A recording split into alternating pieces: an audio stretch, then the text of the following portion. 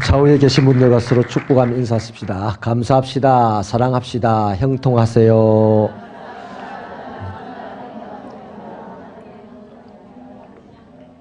하나님과 동행하는 것이 형통인 줄로 믿습니다. 요셉 어떤 상황에서도 하나님과 함께함으로 형통한 자가 되었듯이 이 시대에 어떠한 어려움과 힘든 일이 있어도 하나님과 동행함으로써 형통했다고 나의 자식들에게 또 나의 후배들에게 인정받는 그런 신앙이 되면 참 좋겠습니다. 오늘 말씀의 제목으로 삼자고 하는 것은 오늘 말씀 거기 있는 대로요, 우상 숭배자를 규탄하시는 하나님이라는 제목으로 말씀을 나누려고 합니다. 세상이 타락을 하면요, 의인들이 죽음을 당합니다. 고통을 당합니다. 그 고통이라는 것은 가난하게 되고 폭행당하게 되고 죽음을 당하게 되는 것이죠. 이스라엘 백성들이 꾸려가는 가나안에서의 공동체, 그걸 세상으로 친다면 그 이스라엘 공동체가 타락을 할 때 의인이 죽음을 당합니다. 오늘 본문에 보니까 진실한 자들이 데려감을 당합니다. 요거 우리 좀 구체적으로 생각을 해야 되겠는데요. 이사야 선지자가 기록을 할 때 이 말씀은 뭐 천년 세월을 왔다 갔다 하면서 말씀을 하고 있는 거거든요. 그래서 우리가 좀 정리를 하고서 말씀을 읽고 또 듣고 배워야 할 것인데, 우선 이렇게 정리를 하고 가십시다. 이스라엘 백성들이 십계명을 받기 직전의 상황이 어땠냐면, 하나님이 모세를 시내산으로 올라오라고 했어요. 그래서 이스라엘 백성들이 모세가 이렇게 올라가는 것을 그 진에서 봤어요. 산 기슭에서 봤습니다. 근데 그 산이 막 울리고 천둥 번개가 치고 뭐 연기가 일어나고 산이 흔들리고 막 이러는 것이 너무 두려워가지고 이스라엘 백성들이 모세에게 뭐라고 부탁을 하냐면, 우리는 감히 하나님의 말씀을 들을 수가 없겠으니 무서워서, 싫어서가 아니고 무서워서 당신이 하나님의 말씀을 듣고 우리에게 전해주세요 그랬습니다. 그래서 이제 모세가 하나님의 말씀을 40일 동안 듣죠. 근데 40일 어간이 찼을 무렵에 하나님께서 모세에게 저것들이 난리 났다 그러는 거죠. 뭔 난리가 났냐 하니까, 모세가 40일이 다 되도록 안 내려오니까 죽었나 보다, 어떻게 할 거냐라고 아론에게 이제 데몬스트레이션을 하자 아론이 금부치를 다 가져온다 그랬어요. 그래서 갖다 줬더니 아론이 그걸로 녹여서 금송아지를 만듭니다. 그래서 이게 하나님이다라고 하자 이스라엘 백성들이 막 즐겁게 춤을 추며 그 앞에서 먹고 마셨어요. 제사를 드렸다는 얘기죠. 하나님이 그걸 보고 저것들이 이제 미쳤다는 식의 말씀을 합니다. 이제 싹 썰어버려야 되겠다. 그때 모세가 하나님의 마음을 겨우 진정시켜 놓고 십계명을 받아서 돌판을 받아서 내려옵니다. 그 내려왔는데 그 상황을 보고 모세가 돌판을 던져서 깨트리죠. 그래서 이제 하나님 앞에 어쩔 줄 몰라 하는 이 이스라엘 백성들에게 모세가 너희들 중에 하나님의 편에 설 자 나와라 했더니 레위 지파의 사람들이 나온 거예요. 그래서 세상에서 처음으로 헌신이라는 단어를 만들며 3,000명을 칼로 닥치는 대로 죽임으로써 그날의 사건을 일단락을 합니다. 그리고 다시 모세가 올라가서 말씀을 받아서 내려와서 그 말씀을 이스라엘 백성들에 전할 때 이스라엘 백성들이 하나님께서 나는 너희의 하나님이 되고 너희는 나의 백성이 될 것이다 라고 이렇게 말씀을 하자 이스라엘 백성들이 우리가 하나님의 말씀을 듣겠습니다 그랬어요. 자, 그리고 주어진 말씀이 나 외에 다른 신을 섬기지 말라, 다른 신을 만들지도 말라, 예배하지 말라, 안식일을 기억하여 거룩하게 지켜라, 뭐 이렇게 십계명을 주었어요. 그 십계명과 이어서 사람 간에 관계하는 법, 그 다음에 하나님과 관계하는 법, 이런 법들을 주었죠. 그러면 이스라엘 백성들 자기들 입으로 하나님의 말씀을 듣겠습니다 했으니 하나님이 주시는 말씀을 들어야 돼요, 안 들어야 돼요? 들어야 되죠. 그렇게 듣기로 이제 약속을 하고 40년 훈련을 이제 다 마쳐서 가나안 땅에 들어갔는데, 가나안 땅에 들어가 보니까 대번에 하나님보다 가나안 땅의 신이 훨씬 더 멋있어 보이는 거죠. 하나님을 자신들이 한 번도 본 적은 없습니다. 느낀 적은 있었지만. 근데 가나안 땅에 들어가 보니까 일단 가나안 땅에 살아가는 사람들이 안정되게 살아가요. 뭐 이사도 안 다니고 그냥 집 짓고 잘 사는 거죠. 거기다가 농사도 잘 됩니다. 기술도 좋아요. 뭐 하늘에 해, 낮에는 해, 밤에는 달, 이걸 가지고 천체를 연구하면서 농사 짓는 기술, 뭐 고기 잡는 기술, 이 기술이 좋아져요. 그래서 풍족하게 살아가는 거죠. 근데 또 가만 보니까 신전에 올라가서 보이는 신을 섬기는 거죠. 아주 그 화려하게 생긴 신을 섬기는데, 섬기는 것뿐만 아니고 너무 재밌어요. 뭐 신전에서 여성들과 관계를 하면서 육체적인 쾌락도 즐기고, 우리 이스라엘 백성들이 보기엔 자기들하고는 차원이 다른 너무나 고차원적인 방식으로 살아가는 거죠. 그래서 이스라엘 백성들이요, 이제 우리가 이 땅에서 살면은, 하나님 주신 이 땅에서 살려면 이사 안 가고 여기 집 짓고 살아야 되는데, 또 부자 돼야 되는데, 뭐 이런저런 생각하면서 그러려면 저 사람들처럼 살아야 되지 않겠나 해서 이제 가난한 사람들 삶의 방식을 흉내내면서 사는 거죠. 그게 이제 그걸 갖다가 우상 숭배라고 합니다. 그렇게 우상 숭배를 하니까 우상 숭배의 근원적인 그 우상 숭배로 인한 폐해라든지 이런 거는 이스라엘 백성들이 모르거든요. 그냥 뭐 간단하게 말하면 순수한 마음이죠. 나 부자로 살아야 되겠다. 좀 안정되게 살아야 되겠다. 뭐 그러기 위해서는 이 사람들처럼 살면 되겠네? 뭐 그런 정도죠. 하나님을 굳이 뭐 배반해야 되겠다. 뭐 이런 생각을 가졌던 것은 아니죠. 그런데 결국에는 그렇게 살다 보니까 하나님의 말씀을 불순종하게 되는 거 아닙니까? 타락이 뭡니까?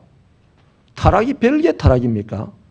하나님의 뜻과 반대된 뜻을 가지기 시작하는 것. 하나님의 말씀하신 대로 살지 않는 것이 타락한 겁니다. 그러므로 나도 타락했고 여러분도 타락한 거예요. 우리는 순간순간 타락의 길로 가는 거죠. 그런데 우리는 또 하필이면 또 사람의 이 본성이라는 것이 자아보다는 내가 잘나야 돼. 뭐든지. 신앙도 어차피 혼자 있을 때 나 타락했다 그러지만 같이 모이면 내가 더 신앙생활을 더 거룩하게 하는 척하고 사는 거죠. 그래 이스라엘 백성들이 그렇게 이제 우상을 숭배하면서 하나님의 말씀을 떠나 사는 그 자체가 타락인 거예요. 그러니까 이제 욕심이 밀려오고 쟤보다는 내가 더 잘 살아야 되니까 어떻게든 쟤가 못 살게 하고 내가 잘 사는 방식을 취득을 하고 사기를 치고 또 업무를 꾸미고 뭐 이런 식으로 해서 양육강식의 사회가 만들어지게 되죠. 근데 여러분, 세상이 타락하면 의인이 고통을 받는다고 제가 전제로 말씀을 드렸는데요. 의인은 이 당시에요, 이사야가 말씀할 때 의인을 뭐 여러 가지 우리가 해석을 할 수가 있는데 여기 단수로 적어놨어요. 단수로 원문에는. 그다음에 진실한 자들입니까? 의인이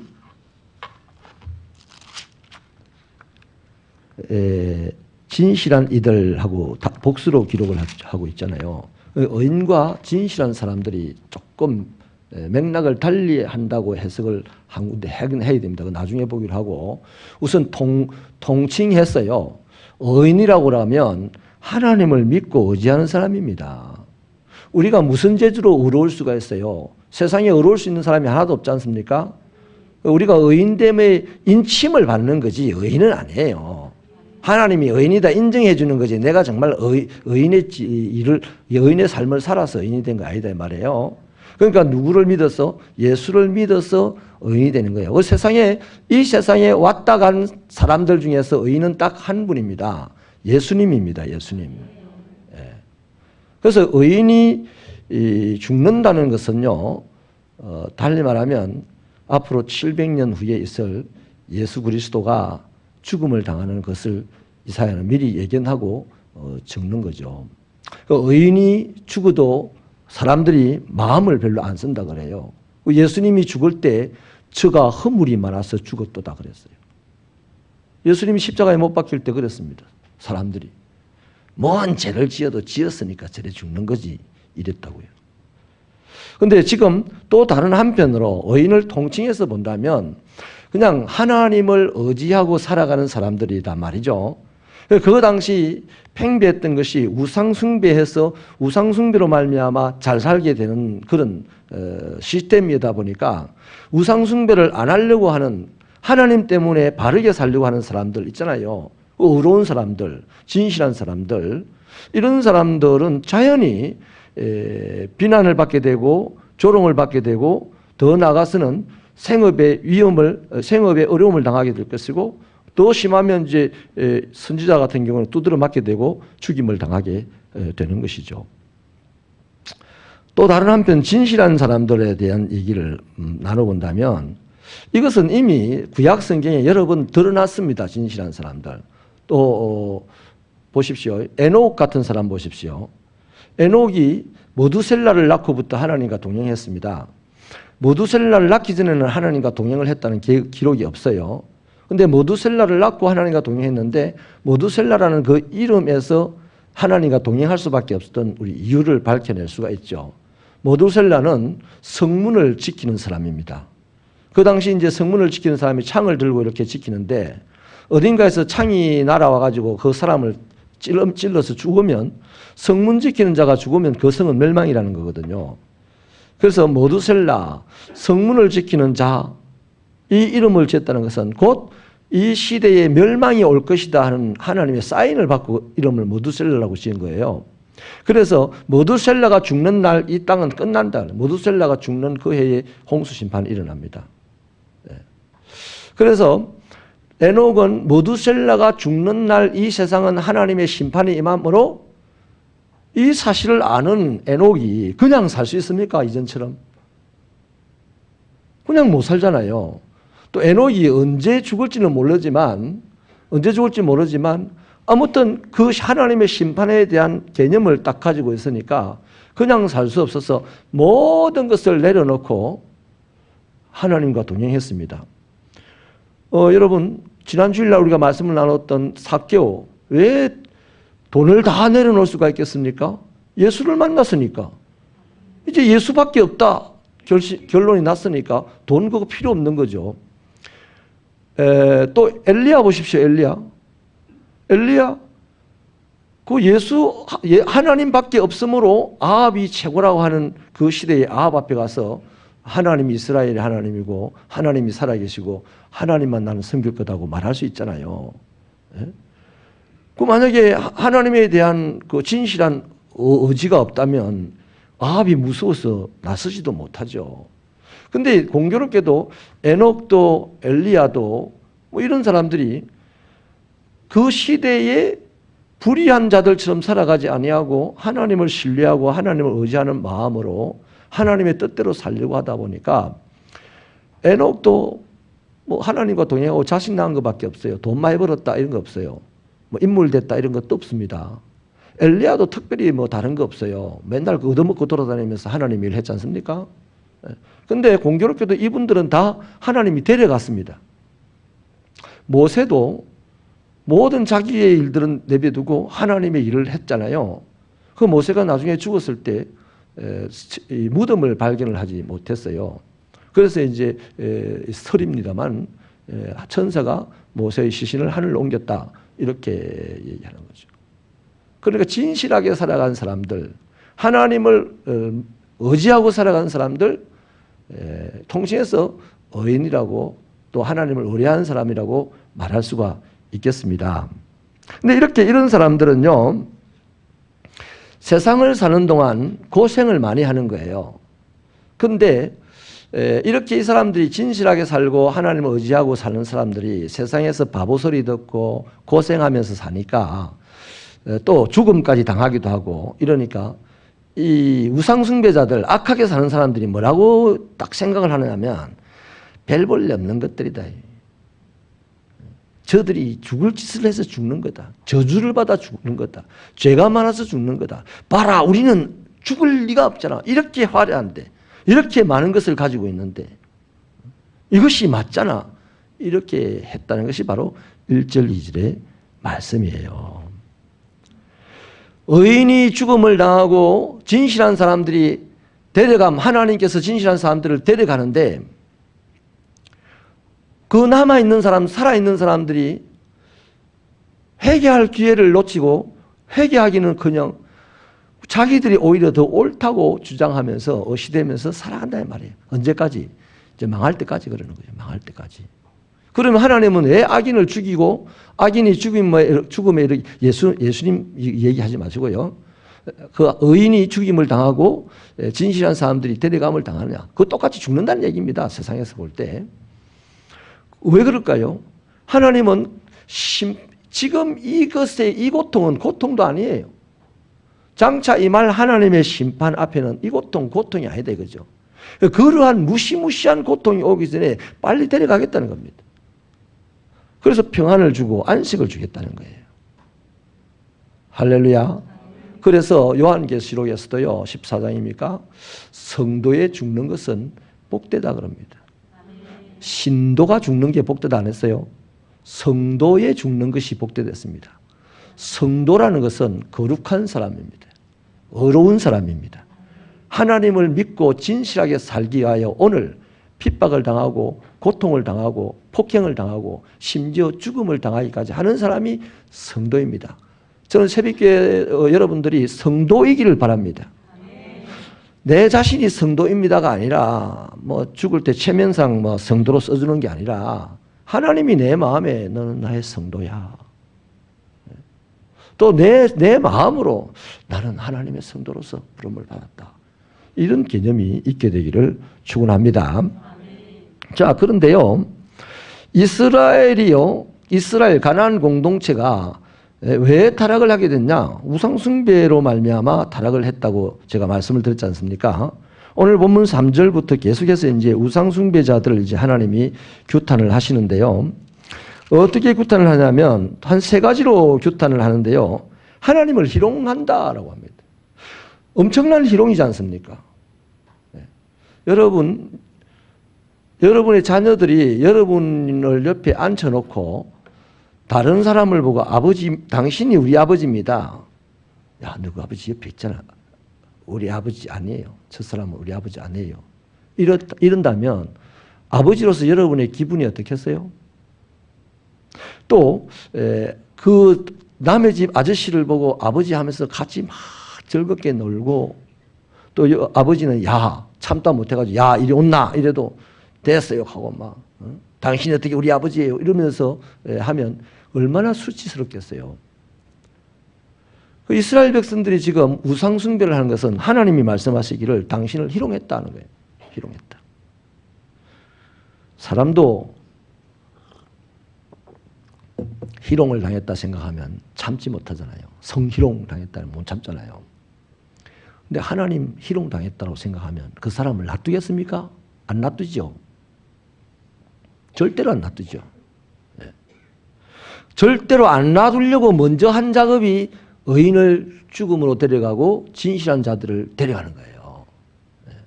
그 무시무시한 그 상황을 당하지 않게 하려고.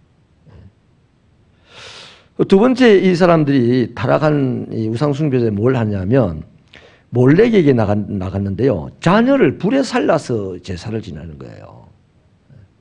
우리 하나님 한 번 그런 적이 있습니다. 이삭을 불에 살라서 자기에게 바치라고 말씀을 하신 적이 있어요. 근데 진짜 사람을 받으려고 한 게 아니잖아요. 아브라함을 시험하려고 한 거잖아요. 정말로 아브라함이 아들보다 자기를 더 사랑하는가, 자기를 더 의지하는가를 시험하려고 한 거 아닙니까? 그런데 우상은 사람을 바치라는 거예요. 결국 뭡니까? 여기 사람 우상의 목적이 하나 나옵니다. 우상은요, 사람을 지배하려고 하는 거예요. 그 사람 하나 죽이는 것이 가장 사람을 두렵게 하는 거 아닙니까? 내가 사람을 죽일 수 있는 권세가 있다 이러면 사람들이 저 사람 내도 죽일 수 있으니까 내가 섬겨야 돼 이러지 않겠어요. 그러니까 우상숭배자는 자연히 많아질 수밖에 없어요. 그런데 하나님은 사람을 죽일 수 있는 능력이 있지만 사람을 죽이신 법이 없어요. 아멘입니까? 그러니까 사람들이 하나님을 겁을 안 내는 거야. 그냥 이제 하나님 사랑해요 해놓고 자기 볼일 다 봐버리는 거예요. 사람들 앞에서는 하나님을 잘 섬기고 잘 노래하고 하는 것이 하면서 하나님의 뜻은 전혀 관계없이 살아가는 그런 이상한 사람들이 되어가는 거죠. 여러분, 몰래에게 자녀를 불살라 바친다. 이 부분은요, 좀 더 할 말이 있습니다. 오늘 우리도 마찬가지예요. 오늘 저와 여러분도요, 하나님에게 자녀를 바칩니까? 세상에 바칩니까? 출세에 바칩니까? 기업에 바칩니까? 이 부분 우리 한번 짚어봐야 돼요. 지금 내가 내 자녀를 하나님에게 바치는가? 출세하는 저 청와대에다 바치는가? 냉정하게 한번 짚어봐야 됩니다. 대체로 하나님에게 안 바치죠. 그러면 우리 분명하게 이 성경 말씀에 적용해 보면 오늘 우리도 이스라엘 공동체가 타락해서 몰렉에게 자녀를 불살라 바치듯이 우리는 우리 자녀를 오늘 하나님에게 바치기는커녕 이 세상의 불보다도 더 뜨거운 경쟁 체제 속에다 집어던져서 이겨라 이겨라 하는 거예요. 인정하십니까? 그러면 안 됩니다. 우리 몰렉에게 자녀를 불살라 바친 이 우상숭배자들은 막 우리도 하나님의 입장에서 막 그럽니다. 나쁘다고 정죄하죠. 비난하죠. 근데 난 애는요, 일기장에다가 엄마 학원 안 다니면 안 되겠어요 라고 쓰는데 오늘 한 개 더 다니라고 끊어옵니다. 그제 한 달인가 전에 텔레비전에 그 아이가 방영이 됐는데 10개인가 11개인가 학원을 다니더라고요. 애는 지금 죽겠다는 거예요. 근데 엄마는 삐뚤어진 사랑으로 네가 학원을 많이 다녀서 많이 배워야 남들보다 아는 것이 더 많아야 출세하고 이 경쟁사회 속에서 이긴다. 그런 거죠. 그게 뭡니까? 똑같이 불살라 던지는 거하고 같은 거예요. 저는 그렇게 이해합니다. 우리 자녀들을 하나님에게 바칠 수 있게 되기를 축원합니다. 조금이라도 더 하나님께 바치려고 애를 쓸 때에 정말 저와 여러분이 믿는 대로 하나님이 인간의 생사화복을 주장하시는 분이라고 믿으신다면 그 하나님께서 내가 바친 그 자녀를 내 손으로 양육하는 것보다는 하나님께서 생으로 하나님께서 복으로 끌어가시는 것이 훨씬 더 능률적이지 않겠어요? 오늘 현대사회에 정말 이 부분에 있어서요, 도전받아야 됩니다. 이 부분에 있어서. 하나님께 자녀를 바칠 수 있게 되기를 바랍니다. 어떤 방법을 동원하든지 자녀에게 얻어맞는 한이 있어도 하나님에게 자녀를 바치려고 애를 쓰고 하십시오. 그때 하나님은요, 약한 자를 들어서 강한 자를 부끄럽게 만드시고 세상은 약하다 하겠죠. 그러나 하나님은 그를 강한 자로 만드시는 거예요. 그 얼마나 재밌겠어요. 내 노년에 경쟁사회 속에 집어 던져가지고 아이가 청와대 들어갔는데 내 노년에 아이가 막 무기수 징역을 받아봤다. 그거 얼마나 처참하겠어요. 저는 부산에 있을 때 그거 봤어요. 한 교인의 아들을 그렇게 되는 거 봤어요. 아버지하고 아들하고 같이 되더라고요. 대통령하고 막 엄청 절친이라고 해가지고 막 돌아다니면서 얼마나 돈을 끌어모았는지 아버지하고 자식하고 같이 잡혀가더만요. 그게 몇 달 안 가더라고요. 그 다음 또 한 가지 이 타락한 이스라엘 백성들이 한 게 뭐냐면 또 다른 우상을 숭배하려고 찾아서 먼 나라에까지 사신을 보내요. 이런 우상도 생겨보고 저런 이제 이 우상을 많이 섬기는 것을 자랑스럽게 생각을 하더라는 겁니다. 하나님께서요 얼마나 가슴이 아프시겠습니까? 그래서 내가 어디서 위로를 받을까 그러죠. 하나님. 내 자녀들이 이 짓거리를 하는데 내가 어디서 위로를 받을까? 그러면서 부끄러운 줄도 모르고 그렇게 하고 힘든 줄도 모르고 그렇게 한다. 하나님이 그렇게 말씀을 하세요. 그리고 이어서요. 이게 이제 타락한 이스라엘 백성들 공동체의 현실적인 모습이고 그것 때문에 하나님은 의인들을 미리 데리고 가셨어요. 그것 때문에. 그리고 이제 마지막으로 하나님께서 하실 일이 뭐냐면 우리 말씀을 같이 한번 읽어보실까요? 자, 우리 같이 읽겠습니다. 13절 같이 읽겠습니다. 시작. 내가 부르짖을 때에 내가 모은 우상들에게 너를 구원하게 하라. 그것들은 다 바람에 날려가겠고 기운에 불려갈 것이로되 나를 의뢰하는 자는 땅을 차지하겠고 나의 거룩한 산을 기업으로 얻으리라. 아멘.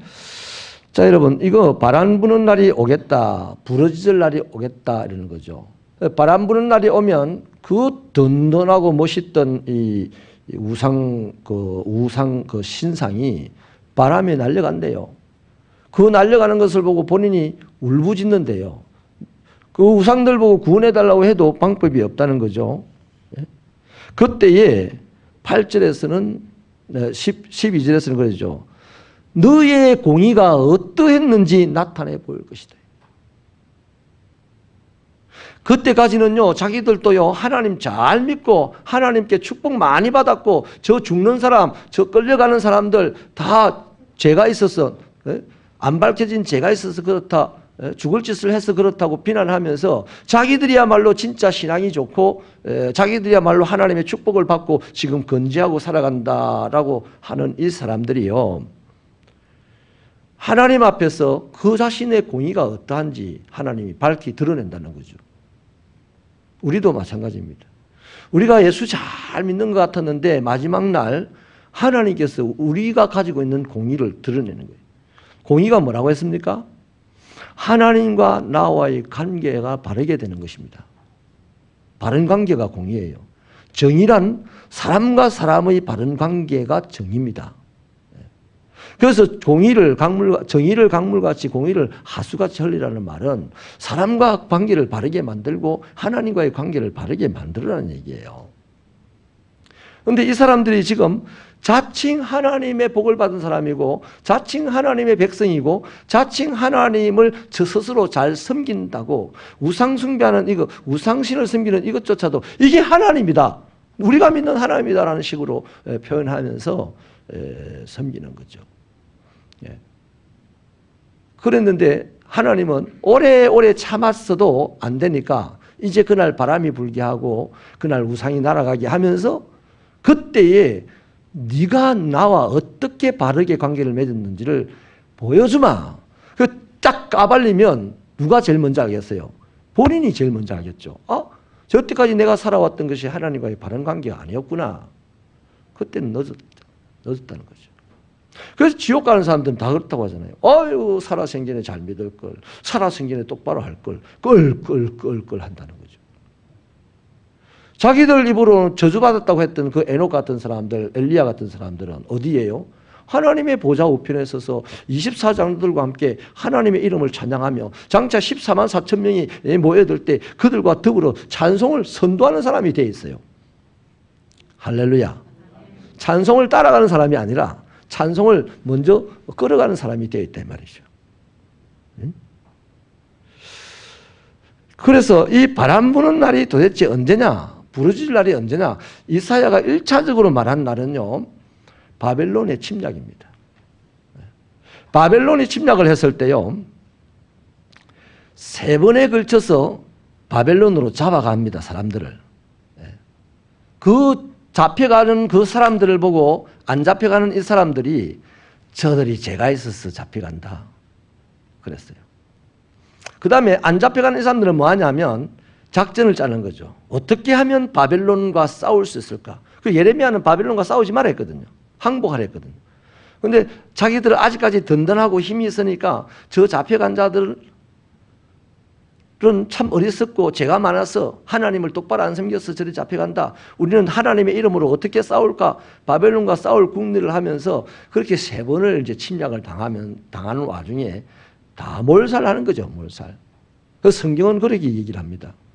칼에 맞아 죽고 병이 들어 죽고 굶어 죽고 도망가다가 죽고. 그 다음에 마지막에 이 사람들이 이제 3차례 전쟁이 다 끝나고 난 이후에도 좀 힘겨나 있는 사람들이 남아 있었어요. 바벨론에서 총독을 보냈는데 총독을 죽였습니다. 그 어찌해야 할 바를 알지 못하고 내분이 일어나 가지고 이제 애굽으로 가서 애굽과 동맹을 맺자고 애굽으로 막 갑니다. 그런데 애굽으로 가다가 다 죽어버려요. 가다가. 이스라엘에는요, 그래서 아무도 자랑하던 이 사람들, 하나님을 희롱하던 사람들, 하나님 스스로만 하나님과 가깝다고 생각했던, 주장했던 사람들이 다 사라져 버렸어요. 다 죽어버렸어요. 다 죽어버렸어요. 바벨론에 의해서 이스라엘 공동체가 다 죽어버리고 남아있는 사람들은 어중이 떠중이 같다고 했던, 죄 많다고 했던 바벨론 포로로 잡혀갔던 그 사람들만 남아있는 거예요. 그 여기 남아있는 사람들은 또 다리를 전다든지 뭐 이런 사람들 있잖아요. 몹쓸 사람들만 겨우 남아있고 성경이 표현하기를 동물의 화장실이다. 동물이 막 다니면서 뜯어먹고 밤에 모여가지고 거기 자면서 뱃을 하는 곳이다. 예루살렘이 그래 돼버렸다는 거죠. 자, 여기까지가 오늘 우리가 읽었던 말씀인데요. 그 13절 마지막 그 부분에 반절이 뭐라고 합니까? 의인에 대한, 의로운 사람에 대한 말씀을 다시 한번 언급합니다. 하나님을 의지하였던 자들은 땅을 차지할 것이다. 하나님의 거룩한 산을 기업으로 얻을 것이다. 요건 벌써 또 이사야가요, 바벨론으로 잡혀갔던 사람들이 70년 후에 다시 돌아올 것에 대한 얘기입니다. 여기부터 이제 다음 주에 볼 내용들이 그 얘기인데요. 바벨론 포로들이 귀환할 것에 대한 간단한 설명을 어디다가 붙입니까? 우상숭배자들, 하나님을 희롱하는 자들, 자칭 하나님을 잘 믿는다고 하고 하나님에게 축복을 많이 받았다고 하는 자들이 망하는 그 점에다가 70년 후의 것을 갖다 붙여놨어요. 뭔 말이겠어요? 한 집안이 망하면 70년 지나면 없어져 버립니다. 안 그렇겠어요? 폼 잡던 사람들, 새벽교회 성도 여러분, 우리는요, 제발 믿음의 폼은 잡지 마시기 바랍니다. 항상 믿음은 굶주리시길 바랍니다. 나 믿음이 부족합니다. 믿음이 부족해서 여기까지입니다. 믿음이 배고픈 그런 삶을 사시길 바라요. 스스로 믿음이 좋습니다. 이러는 사람은요, 위험한 거예요. 그 70년 동안에 정말 이제 죽었다도 잊어버리고요, 기억에도 사라져버리는 거죠. 그리고 하나님께서 이 사람들을 돌이켜서 원래 세상이 타락하고 우상숭배자들이 득세하고 판을 칠 때 그들과 합세하지 아니하고 그들을 따라가지 아니하고 휘둘리지 아니하고 자기 믿음을 지키면서 바르게 하나님을 섬기며 살았던 이 사람들, 그 세상은 약하다 하고 죄 많다 하고 허물이 많아서 잡혀갔다 하지만 그들이 하나님을 의지한 자였기 때문에 하나님은 그들을 돌이켜서 그 땅을 70년 전까지는요, 몇백 년 동안 이 사람들이 그 가나안 땅을 차지하고 있었잖아요. 그 땅을 차지할 것이라고 약속을 하는 거예요. 또 하나님의 거룩한 산을 기업으로 얻을 것이다. 이 사람들은요, 하나님 앞에 예배도 잘 못 드렸어요. 우상숭배자들이 막 하나님이랍시고 막 우상숭배하면서 예배를 드렸는데 이 우리 하나님이 엘리야 같은 사람이 한 명도 없었잖아요. 아합 시대만 해도요. 겁이 나서 다 하나님을 제대로 예배 못 드리던, 마음으로만 믿고 있던, 그 바르게만 살려고 했던 사람들이잖아요. 제대로 예배를 드리고 당당하게 드러내서 하나님을 섬겼던 사람들은 의인이라는 이름으로 다 죽음을 당하는 것이고, 진실하게 살아가는 사람들, 드러내놓고 예배를 드리지 못하지만 우상을 쫓아가지 아니하고 그 고통 속에서 숨어서 지내던 이런 사람들 하나님께서 데려갔잖아요, 바벨론으로. 그런 사람들을 하나님은 인정하시고 다시 그 땅을 차지하게 하시고, 이제는 그렇게 화려하게 드렸던 사람들처럼 화려한 방법으로는 드리는 거 아니지만 하나님을 어떻게 해요? 예배 드리는 거룩한 산을 기업으로 얻는 자가 되게 하신다는 거죠. 출애굽기 그 20장 너머에서 하나님과의 처음 관계를 맺는 장면을 이야기할 때, 너희가 나에게 제단을 쌓거든 토단을 쌓고 혹시라도 돌로 제단을 쌓거든 정으로 쪼지 말아라. 아름답게 꾸미지 말아라. 자연스럽게 있는 그대로. 그건 뭔 말입니까? 예배는 한 군데서 정해놓고 하는 것은 아니다 이거예요. 그 당시에. 네가 있는 곳이 예배의 장소가 되라는 겁니다. 흙으로 우룩우룩 싸가지고 예배 드리면 되는 거예요. 교회 건물이 막 화려해서 하나님이 오시는 게 아니고, 하나님을 바라보는 사람들의 마음이 화려할 때 하나님이 오시는 거예요. 아멘입니까? 그런 축복이 우리 새벽교회에 있게 되기를 주님의 이름으로 축원합니다. 축원합니다. 자, 그렇다면요. 오늘 이 시대에다가 딱 적용을 해본다면 이렇겠죠.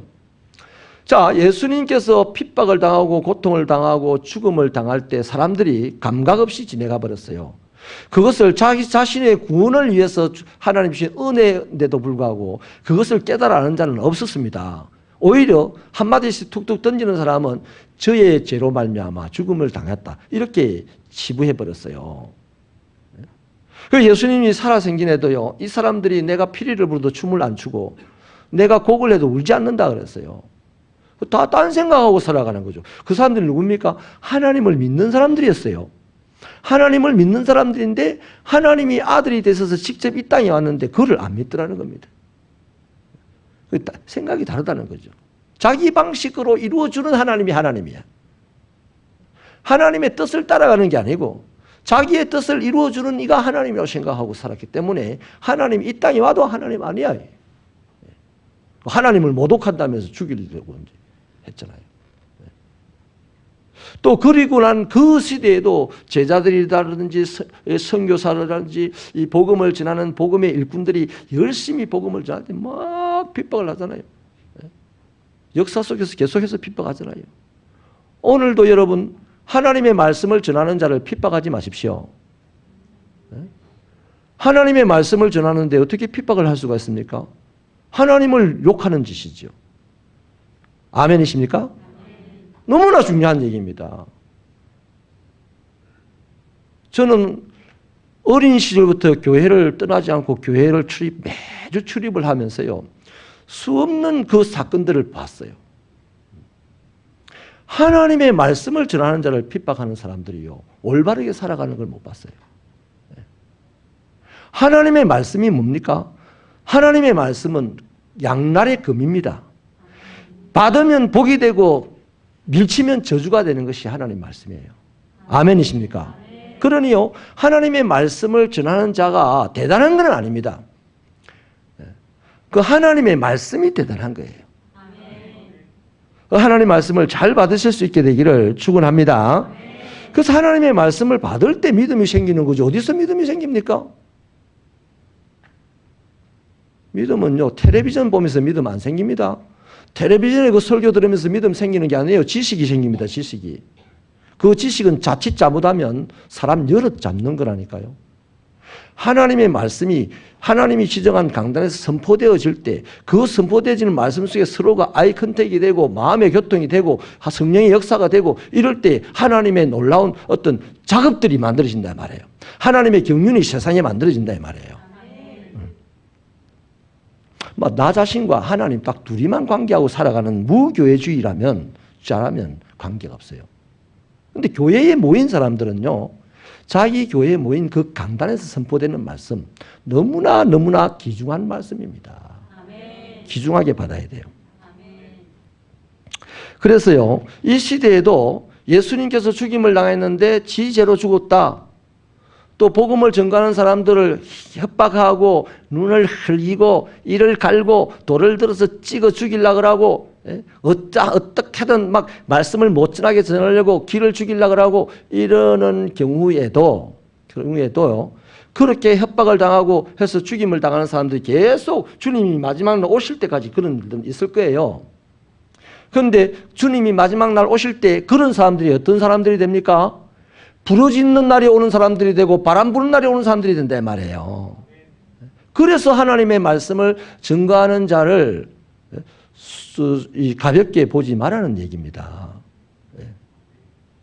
그러면 이 마지막 때 우리는 어떻게 살아야 됩니까? 우리로 하여금 신앙생활을 하지 못하게 하는 환경들, 세력들, 우리로 하여금 주의 일을 하지 못하게 하는 환경, 세력들이 많이 있을 거예요. 그럼에도 불구하고 우리는 의로운 사람들이어야 되고 우리는 의인의 삶을 살아가는 사람들이어야 되지 않겠습니까? 그러면 그러한 세력들의 어려움을 주는 핍박의 세력들이 있다 할지라도 그것 때문에 내가 좀 더 곤란을 당하고 억울한 일을 당하고 힘든 일을 당하고 가난을 겪게 되고 심지어는 얻어맞는 일이 있다 할지라도, 저는 얻어맞아 봤어요. 청년한테 뭐 그리 고함을 지르면서 설교하면서 한 대 때리더라고요.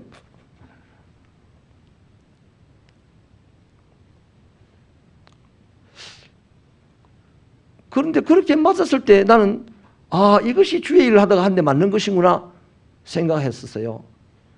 그 만약에 나도 똑같은 통속이었다면 네가 목사를 때려 하면서 내보다 훨씬 작은 애였어요. 이쪽으로 한번 떼기를 치고 저쪽으로 한번 떼기를 칠 텐데 이 하나님의 말씀 때문에 만들 수도 있구나. 그래서 너그럽게 그 친구를 봤어요. 하나님과 그 친구와 나 사이에 그날 이후로 하나님의 나라가 만들어졌습니다. 할렐루야. 만약에 내도 한 대 턱 때렸으면 나는 신문에 나겠죠. 목사가 청년을 팼다. 그렇게 되겠죠. 자, 그러면요. 오늘 우리가 이 시대도 똑같이 이사야 선지자가 활동하던 시대와 똑같은 패턴으로 지금 가고 있어요. 이런 사람이 있고 저런 사람이 있습니다. 우리 새벽교회는 의로운 사람들의 교회, 진실한 사람들의 교회, 의인의 교회가 되기를 바랍니다. 그러면 당연히 이 세상에서 오는 일들로 말미암아 어려움 당할 수 있어요. 핍박을 당할 수 있어요. 괴로움을 당할 수 있어요. 손해를 볼 수 있어요. 그러나 봄에도 불구하고 의로운 사람이기 때문에, 진실한 사람이기 때문에 하나님을 의지하고 견디면서 가는 거예요. 나를 미워하는 사람도 웃음으로 대하면서 가는 거예요. 함께 한 지붕 아래서 가는 거예요. 그렇게 하면 마지막에 하나님이 바람이 불게 하시고 부러지는 날이 오게 하실 이제 주의 재림의 날, 완전한 심판의 날이 올 때에는 우리가 어떻게 됩니까? 바로 우리의 공의가, 각자의 행함에 있는 공의가 하나님과의 관계가 드러날 거 아닙니까? 그럼 우리는 옳은 자가 되는 겁니다. 네 믿음을 잘 지켰도다, 착하고 충성된 종아. 그러면서 거룩한 땅을 천국에서 영원히 하나님을 예배하는 기업을 차지하게 될 것이고 거룩한 땅을 차지하게 될 것이다 이 말이에요. 그렇지 못한 사람은 오히려 부르짖게 될 것이다 이 말입니다. 그래서 우리가 그 말씀을 예수님이요 이렇게 해주셨어요. 지금 우리 예수님이요 성경 한번 찾아볼까요? 요한복음 14장 한번 가보십시다. 요한복음 14장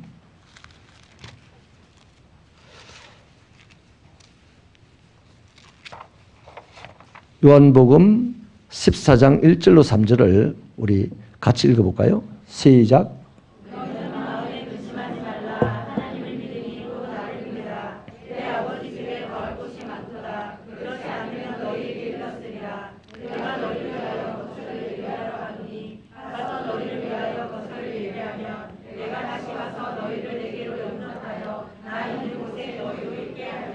아멘. 요게 바로요. 예수님이 제자들에게 하나님을 의지하는 자들의 삶이 어떠해야 된다 하는 것을 가르쳐준 내용이에요. 예수님이 떠나시고 난 이후에 제자들이 근심하고 두려워하면서 세상을 살 수밖에 없게 된다 싶을 때 예수님은 그런 말씀을 하신 거예요. 내가 너희를 위하여 처소를 예비하러 간다. 장차 너희들이 살 곳을 예비하러 간다 이거예요. 그러니까 그때 우리도 요 예수님의 말씀처럼 지금 우리가 아무리 힘들고 어렵고 내 믿음을 지켜나가기가 쉽지 않아도 믿음을 지켜나갈 때에 우리의 처소를 예비하신 그 주님에 의하여 우리가 물을 수 있는 아브라함의 기업이 거기에 있고 아멘입니까? 거기에 기업이 없는데 이 땅에서 잘 될 거라고요? 천만입니다. 잘 돼봤자입니다. 요즘 우리 정치인들 보지 않습니까? 거기 땅을 차지하지 못하고 이 땅을 차지한다고요? 차지해봤자입니다.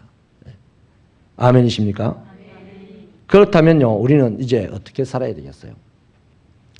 딱 하나입니다. 다시 오실 예수를 기다리는 마음으로 사는 거죠. 다시 오실 예수를 기다리는데 내가 신경질 막 맨날 내면서 살겠습니까? 회개하면서 살겠지.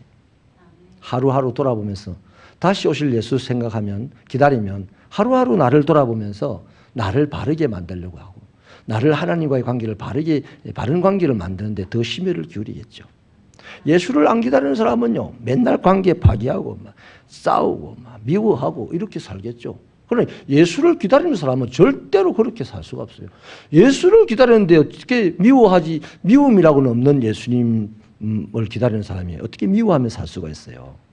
그래서 우리들이 오늘 이 시대에 하나님을 의지하고 진실함으로 살아간다면, 다시 말하면 성도로서 살아간다면 그냥 다시 따라하십시다. 다시 오실 예수님을 기다리자. 그겁니다. 뭐 여러 말 없어요. 다시 오실 예수님을 기다리는데 이 모토 하나가 딱 서면요, 내 삶의 태도가 정해집니다. 내 삶의 방향이 정해집니다. 그 사람은 반드시 예수님 오실 때 모든 것을 차지하는 인생이 되게 되어 있고, 그렇게 인생을 차지할 때, 그런 인생이 될 때 우리는 땅에서도 육신으로 살아가는 동안 오늘보다 내일이 나아지고 내일보다 그 다음날이 나아지게 되는 것이죠. 그래서요, 참 재밌습니다. 성경 이걸 가만히 보면요. 요한계시록 22장 20절, 21절, 이게 마지막 두 절인데요. 거기에 주님이 이렇게 말합니다. 내가 진실로 속히 오리라 그래요. 근데 진짜 진실한 사람, 의로운 사람, 의인으로서 성도로서 살았던 사도 요한이 뭐라고 하냐면, 아멘 주 예수여 오시옵소서. 그렇게 끝이 나요, 성경이. 우리가 끝날을 향해서 달려가는데 요 모토 오늘 새겨지기를 바랍니다. 다시 오실 예수를 기다리는 자의 삶이라면 우리의 삶의 태도, 삶의 자세는 참으로 멋있고 아름다워서 세상에서 존경받지 못할 이유가 없을 줄 믿습니다. 그 축복이 있기를 축원합니다. 기도하시겠습니다.